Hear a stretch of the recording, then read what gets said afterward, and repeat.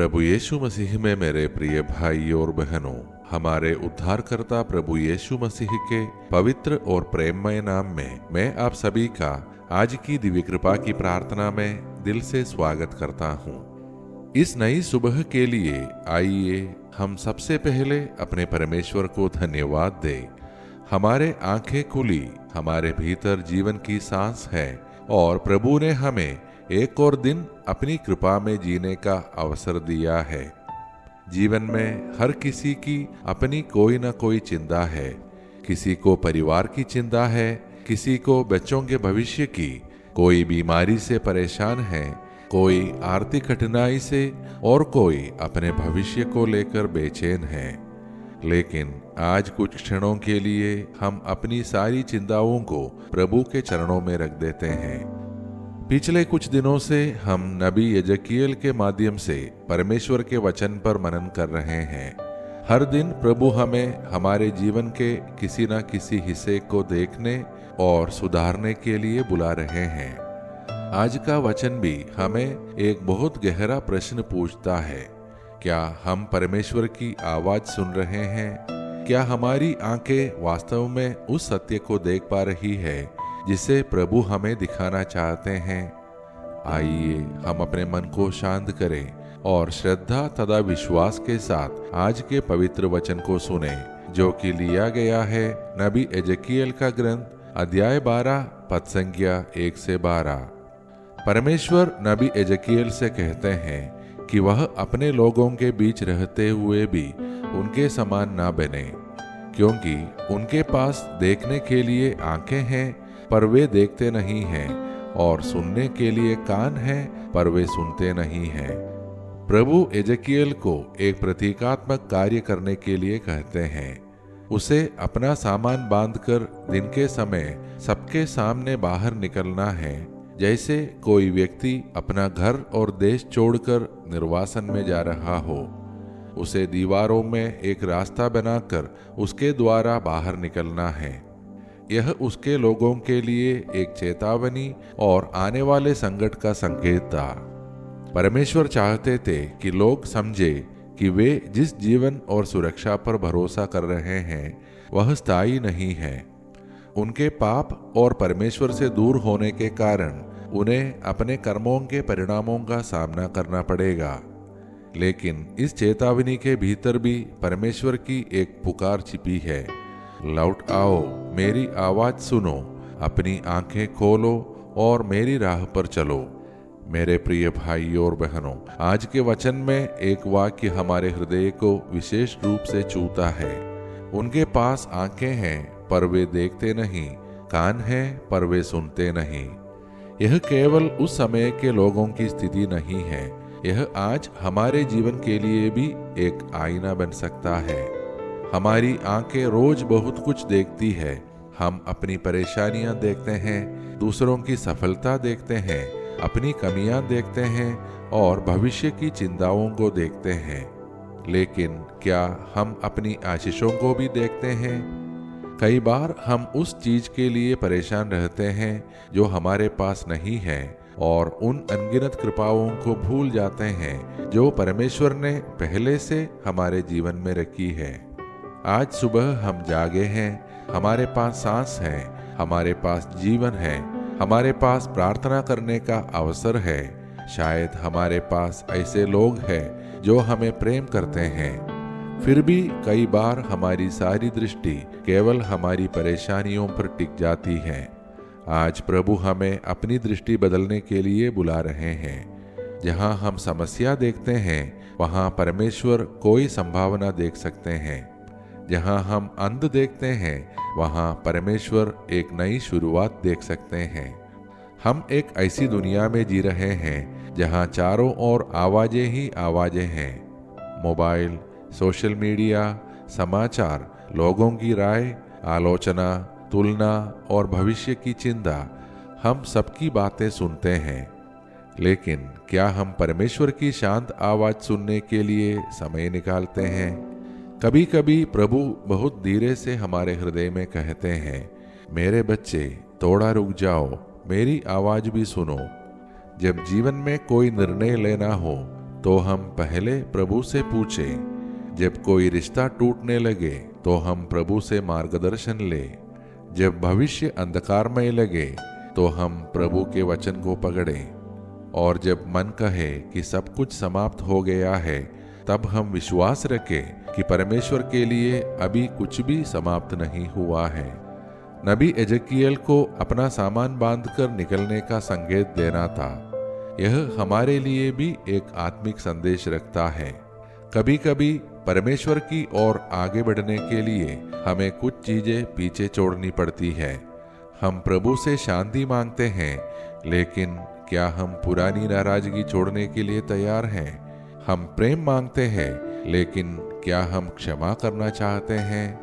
हम नई शुरुआत मांगते हैं, लेकिन क्या हम अपनी पुरानी गलत आदतों को छोड़ने के लिए तैयार हैं? हम कहते हैं, प्रभु मुझे बदल दीजिए, लेकिन क्या हम उन चीजों को छोड़ने के लिए तैयार हैं जो हमें प्रभु से दूर करती है? आइए आज हम प्रभु से कहें, हे प्रभु, जो कुछ मुझे आपसे दूर करता है उसे मेरे जीवन से निकाल दीजिए।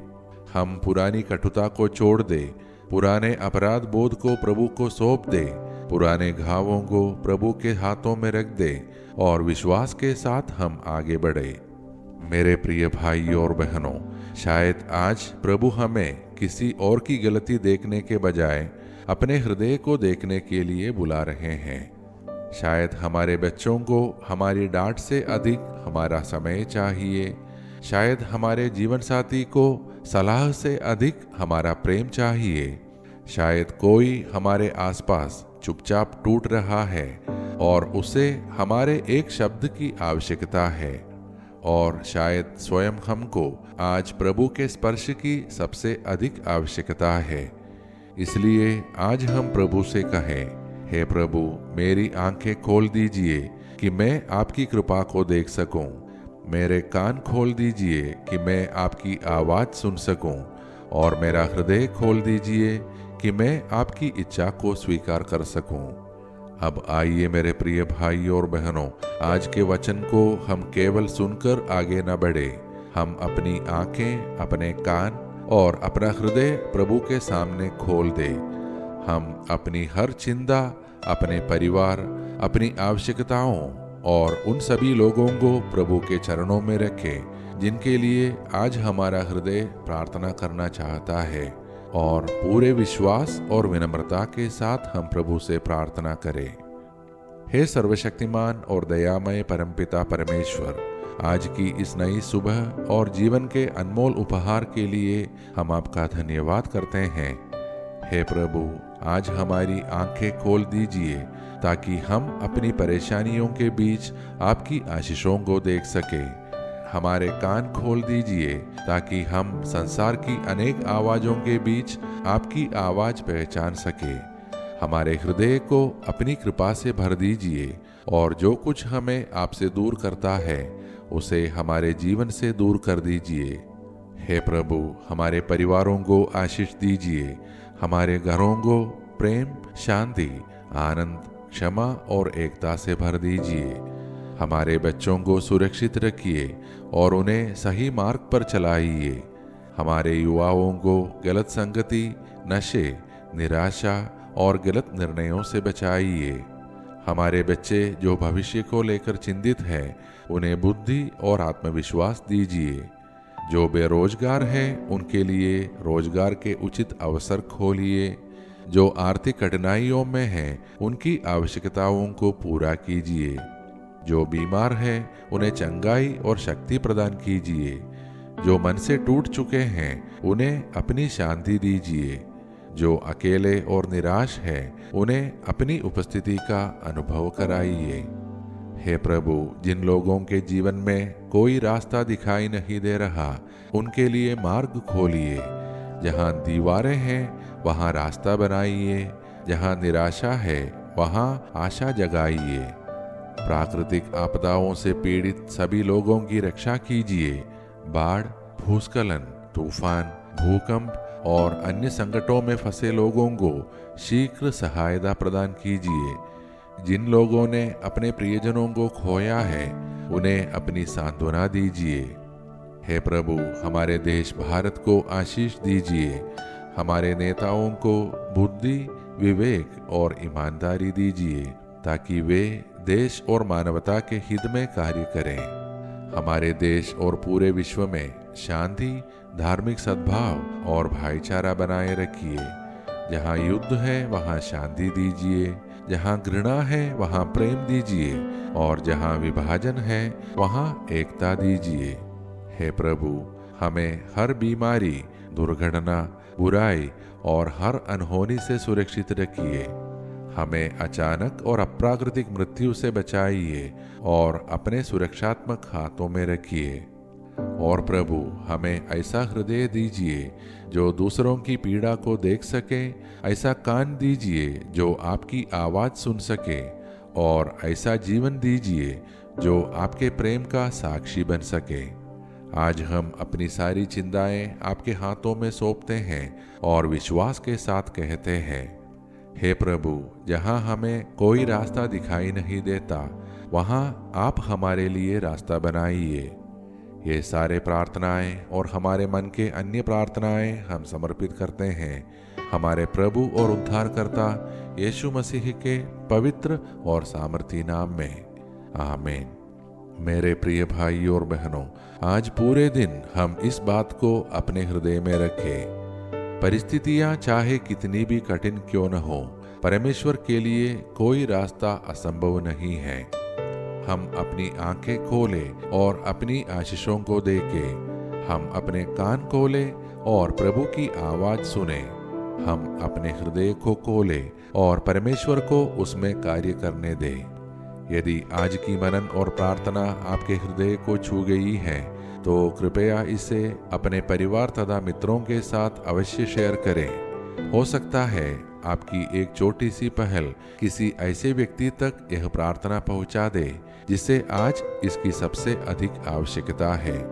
हम सब कल फिर दिव्य कृपा की प्रार्थना में एक साथ मिलेंगे। तब तक हमारा परमपिता परमेश्वर का प्रेम, हमारे प्रभु यीशु मसीह का अनुग्रह और पवित्र आत्मा की सहभागिता हम सभी के साथ बनी रहे। आमीन।